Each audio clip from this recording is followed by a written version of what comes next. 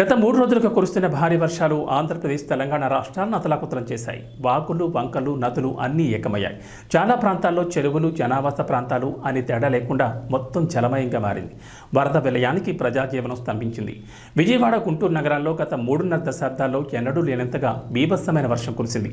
ఈ నేపథ్యంలో తెలుగు రాష్ట్రాల ముఖ్యమంత్రులు చంద్రబాబు, రేవంత్ రెడ్డిలతో ప్రధాని మోడీ మాట్లాడారు. ఏపీ, తెలంగాణలను ఆదుకుంటామని హామీ ఇచ్చారు. కేంద్ర ప్రభుత్వం అన్ని విధాలా సాయం చేస్తుందని చెప్పారు. భారీ వర్షాల నేపథ్యంలో ఏపీ ముఖ్యమంత్రి చంద్రబాబు అన్ని కార్యక్రమాలను రద్దు చేసుకుని విజయవాడలోనే మకాం వేశారు. ఎప్పటికప్పుడు సమీక్ష నిర్వహిస్తూ అధికారులకు మార్గనిర్దేశం చేస్తున్నారు. మంత్రులు, ఇతర ప్రజాప్రతినిధులను క్షేత్రస్థాయిలో పరుగులు పెట్టిస్తున్నారు. మరోవైపు తెలంగాణ ముఖ్యమంత్రి రేవంత్ రెడ్డి ఈరోజు ఖమ్మం జిల్లాలోని వరద ప్రభావిత ప్రాంతాల్లో పర్యటించనున్నారు.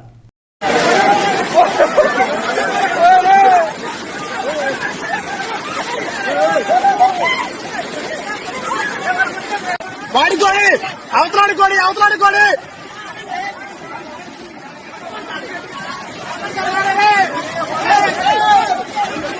పట్టుకోండి, గట్టిగా పట్టుకోండి, గట్టిగా పట్టుకోండి.